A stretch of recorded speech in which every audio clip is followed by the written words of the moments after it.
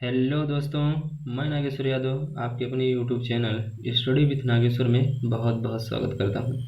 अभी तक हम लोगों ने पढ़ा था गोलीय दर्पण और गोलीय दर्पण के प्रकार।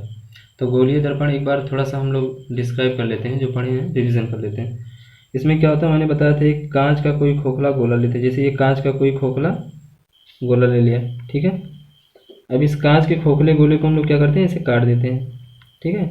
और काटने के बाद ऐसे जो निकलेगा तो इसमें दो भाग होता है, एक उभरा हुआ भाग होता है, एक दबा हुआ भाग होता है। तो अगर हम लोग उभरे हुए भाग को पॉलिश करते हैं तो उसको क्या कहते थे, अवतल दर्पण। क्या कहते हैं उसको, अवतल दर्पण, ठीक है। और अगर हम लोग इस कांच के खोखले गोले के दबे हुए भाग को पॉलिश करते हैं, ठीक है, तो उसको हम लोग क्या बोलते थे, उत्तल दर्पण, ठीक है। अब इसी से संबंधित कुछ परिभाषाएं हमको पढ़ना है, उत्तल दर्पण और गोलीय दर्पण। और ये क्या होता है, ये चिकना होता है, इधर वाला जो होता है चिकना होता है। इस चिकनी सरफेस को जो होता है उसको हम लोग क्या बोलते हैं, परावर्तक पृष्ठ। इसमें ये परावर्तक, इसमें उभरा हुआ परावर्तक पृष्ठ होता है और इसमें दबा हुआ परावर्तक पृष्ठ होता है, ठीक है। अब चलते हैं, पढ़ते हैं हम लोग गोलीय दर्पण से संबंधित कुछ महत्वपूर्ण परिभाषाएं, ठीक है। तो पहला हम लोग पढ़ेंगे, ये देखिए कई सारी परिभाषाएं हैं। दर्पण का ध्रुव क्या होता है, दर्पण की वक्रता त्रिज्या क्या होती है, ऐसे बहुत सारे डेफिनेशन हमें पढ़ना है, ठीक है। तो पहले हम लोग पढ़ते हैं दर्पण का ध्रुव। दर्पण का ध्रुव, दर्पण का ध्रुव समझते हैं केवल, ठीक है। इंग्लिश में इसको पोल कहते हैं और पी से दर्शाते हैं, इसको किसे दिखाते हैं, पी से, ठीक है। तो ये हमारा गोलीय दर्पण है, जिसके एक साइड में क्या होता है, कलई किया होता है, ये लाल ऑक्साइड का कलई किया होता है। तो अवतल दर्पण या दर्पण के, कोई भी दर्पण हो, चाहे अवतल हो या उत्तल हो, दर्पण के परावर्तक तल के, यानी ये परावर्तक तल है, तो दर्पण के परावर्तक तल के मध्य बिंदु को, ये दर्पण के परावर्तक तल के मध्य बिंदु को ध्रुव कहते हैं। मध्य बिंदु का मतलब जैसे ये पूरा अगर यहाँ से यहाँ तक है 10 सेंटीमीटर, ये पूरा मान लीजिए 10 सेंटीमीटर है, तो 5 सेंटीमीटर ऊपर से, 5 सेंटीमीटर नीचे से और 5 सेंटीमीटर ऊपर से, तो ये क्या हो जाएगा, मध्य बिंदु, है ना। जैसे ये कोई 10 सेंटीमीटर है तो मध्य बिंदु क्या हो जाएगा, 5 सेंटीमीटर ऊपर और 5 सेंटीमीटर नीचे, ठीक है। तो दर्पण के परावर्तक तल के मध्य बिंदु को क्या कहते हैं, ध्रुव कहते हैं। और उसे हम लोग किससे दिखाते हैं, पी से प्रदर्शित करते हैं, ठीक है। ये हमारा ध्रुव हो गया, ठीक है। ये बना हुआ ध्रुव, ये पी पॉइंट जो है ये हमारा क्या है, ध्रुव है, क्लियर। अब देखिए दूसरी चीज हम लोग पढ़ना है, दर्पण का वक्रता केंद्र, यानी दर्पण का वक्रता केंद्र क्या होता है, इसको हम लोग पढ़ते हैं।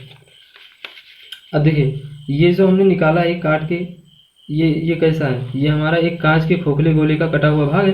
तो ये अगर ये कांच का खोखला गोला है तो इसका एक केंद्र होगा। देखिए ये कांच के खोखले गोले का जो केंद्र होता है, ठीक है, यहाँ से यहाँ तक इसकी दूरी रेडियस होती है, त्रिज्या जिसको हम लोग बोलते हैं। यही तो काट के निकाले हम, इतना काट के ये वाला पार्ट हमने क्या किया, निकाल दिया। तो भाई इसको काट के हमने निकाला था किससे, एक कांच के खोखले गोले से काट के निकाला था। तो कांच के खोखले गोले का एक केंद्र था, तो कांच के खोखले गोले का जो केंद्र होगा वो इस दर्पण का वक्रता केंद्र होता है। क्या होता है, वक्रता केंद्र, जिसे हम लोग किसे दिखाते हैं, सी से। यानी कांच के खोखले गोले का जो केंद्र वो दर्पण का वक्रता केंद्र, ठीक है। कांच के खोखले गोले का जो केंद्र होता है वो दर्पण का वक्रता केंद्र होता है। यानी इसकी डिफिनेशन क्या हम लोग कहते हैं, वक्रता केंद्र की डिफिनेशन क्या होता है, वक्रता केंद्र की परिभाषा, यानी दर्पण की वक्रता केंद्र की परिभाषा। समझ जाएंगे क्या लिखा है, दर्पण की वक्रता केंद्र की परिभाषा। तो गोलीय दर्पण, यानी ये गोलीय दर्पण ही तो है, इसको गोलीय दर्पण कहते हैं क्योंकि क्या एक कांच के खोखले गोले का कटा हुआ भाग है। तो गोलीय दर्पण जिस कांच के खोखले गोले का कटा हुआ भाग होता है उस कांच के खोखले गोले का केंद्र ही इस दर्पण का वक्रता केंद्र होता है, क्लियर। यानी ये कांच का खोखला गोला था, इसका जो केंद्र होता है वो दर्पण का वक्रता केंद्र होता है। तो इसको डिफाइन ऐसे करते हैं, गोलीय दर्पण, यानी गोलीय दर्पण जिस कांच के, यानी इसी कांच का था, जिस कांच के खोखले गोले का कटा हुआ केंद्र होता है वह गोलीय दर्पण की वक्रता केंद्र होता है। तो जानते हैं कि वक्रता त्रिज्या क्या होती है, वक्रता त्रिज्या, ये हमारा तीसरा डिफिनेशन है। पहला हो गया दर्पण का ध्रुव, दर्पण की वक्रता केंद्र। अब दर्पण की त्रिज्या होते हैं, दर्पण की वक्रता त्रिज्या, दर्पण की वक्रता त्रिज्या। तो जैसे हमने बताया दर्पण निकला कैसे था, ये कांच का खोखला गोला था, इस कांच के खोखले गोले को हमने क्या किया, काटा। अच्छा, जैसे कांच के खोखले गोले को काटेंगे तो ये क्या होता है, यही तो त्रिज्या होता है ना। यानी किसी भी गोले के केंद्र से, किसी भी गोले के केंद्र से गोले की परिधि तक की जो दूरी है तो इसको परिधि बोलते हैं। ये किसी भी कांच के खोखले गोले के केंद्र से परिधि तक की जो दूरी होती है उसी को हम लोग क्या कहते हैं, वक्रता त्रिज्या कहते हैं। ये इसको आर से दिखाते हैं, ठीक है ना। तो ये इसकी वक्रता त्रिज्या है, यहाँ से यहाँ तक की ये दूरी, ये दूरी, ये दूरी, इसकी क्या है, वक्रता त्रिज्या है। यानी वक्रता त्रिज्या की परिभाषा हम लोग कैसे देते हैं कि दर्पण जिस कांच के खोखले, देखो इसी का तो कटा हुआ भाग था, तो दर्पण जिस कांच के खोखले गोले का कटा हुआ भाग होता है उस कांच के खोखले गोले की त्रिज्या, यानी इसकी त्रिज्या दर्पण की वक्रता त्रिज्या होती है। यानी दर्पण जिस कांच के खोखले गोले का कटा हुआ भाग होता है उस कांच के खोखले गोले का त्रिज्या ही दर्पण की वक्रता त्रिज्या होती है। क्लियर। तो ये हमारी हो गई वक्रता त्रिज्या, इसको हम आर से रिप्रेजेंट करते हैं। अब चौथा डेफिनेशन हम लोग पढ़ते हैं मुख अक्ष। मुख अक्ष यानी दर्पण का जो मुख अक्ष होता है वो क्या होता है, प्रिंसिपल एक्सिस हम लोग बोलते हैं, ठीक है। तो मुख अक्ष क्या होता है दो चीजें हमने पढ़ी, देखिए ध्रुव और वक्रता केंद्र को मिलाने वाली रेखा, ये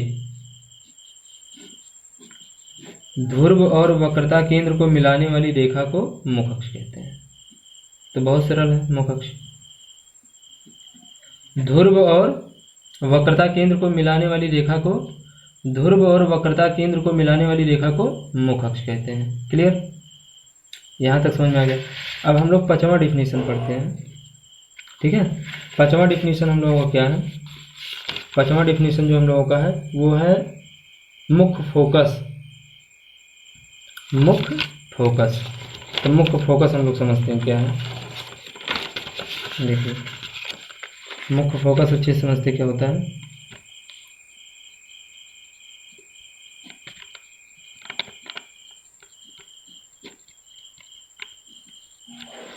देखिए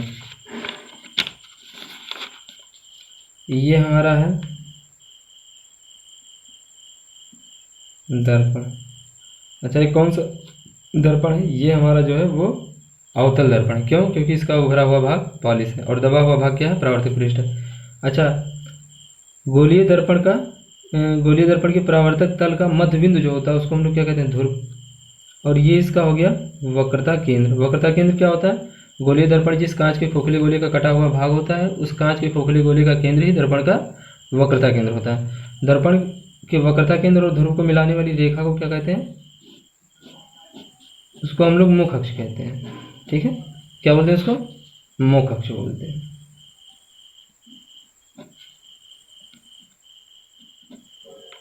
यानी मुख अक्ष हमारा समझ में आया क्या होता है। अब पढ़ना है हमको मुख फोकस क्या होता है। देखिए अगर मुख अक्ष के समांतर, मुख अक्ष के समांतर चलने वाली प्रकाश की किरणें, मुख अक्ष के समांतर चलने वाली प्रकाश की किरणें दर्पण से परावर्तन के पश्चात, दर्पण से परावर्तन के पश्चात मुख अक्ष को जिस बिंदु पर काटती हैं उसी को मुख फोकस कहते हैं, है ना। और ये बना दे हम आपको उत्तल दर्पण बना दिया, है ना। अच्छा उत्तल दर्पण में जो वक्रता केंद्र होगा वो इधर होगा। क्यों, अरे भाई ऐसे तो बना होगा कांच का खोखला होगा ना, ऐसे ऐसे ऐसे ऐसे बना होगा, ऐसे ऐसे, तो केंद्र इधर तो ही होगा, ठीक है। और ये इसका परावर्तक तल का मध्य बिंदु यानी पी, और दोनों को मिलाने वाली रेखा क्या होती है, मुख अक्ष। क्लियर। अब यहाँ से अगर कोई प्रकाश की किरण समांतर आती है ऐसे, ठीक है, तो दर्पण से टकराने के बाद ये ऐसे चली जाती है ऊपर की तरफ, इसको हम लोग पीछे बढ़ाते हैं ऐसे ऐसे, तो जहाँ पे काटेगी वही मुख फोकस होगा, ठीक है ना। अच्छा इसको थोड़ा डिटेल में समझते, समझ में नहीं आया होगा। देखिए मुख अक्ष के समांतर चलने वाली प्रकाश की किरणें दर्पण से टकराने के बाद, दर्पण से टकराने के बाद या दर्पण से परावर्तन के पश्चात मुख अक्ष को जिस बिंदु पर काटती हैं या काटती हुई प्रतीत होती हैं, काटती हुई, देखिए इसमें पीछे की तरफ ऐसे से बना देंगे, डॉटेड लाइन से बनाएंगे, क्योंकि दर्पण के पीछे में दिखाई नहीं देगा कैसे होगा ना, तो इसको डॉटेड से बढ़ाते हैं। तो जिस बिंदु पर काटती हैं या काटती हुई प्रतीत होती है उसी को हम लोग क्या कहते हैं, मुख्य फोकस कहते हैं। ठीक है, इसको और हम डिटेल में आपको बताएंगे, समझाएंगे जब प्रकाश किरण के बारे में पढ़ेंगे। ठीक है, अच्छा अब आते हैं चौथा डिफिनेशन हम लोग पढ़ते हैं। ये तो हमारा था 5वां है, 6वां हम लोग पढ़ते हैं, फोकस दूरी।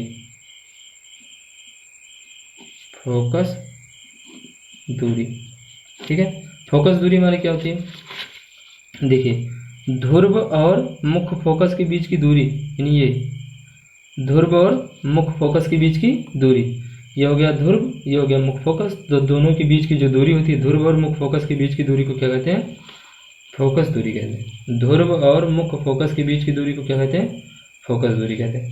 अच्छा 7वां डिफिनेशन जो हमारा है वो है फोकस तल।